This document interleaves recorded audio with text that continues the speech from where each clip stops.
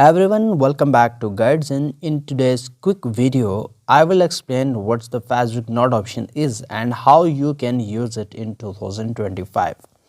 Facebook Notes basically lets you write long posts almost like mini blogs directly on your profile or a page.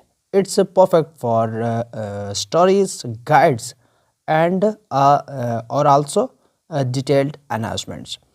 To use it, you need to open Facebook and then click on the top plus icon, and on the fourth Note option or a Note new feature is available.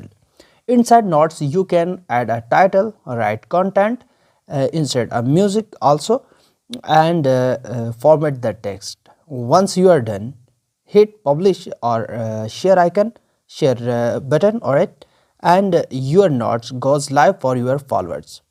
And that's how the Facebook Notes works in 2025.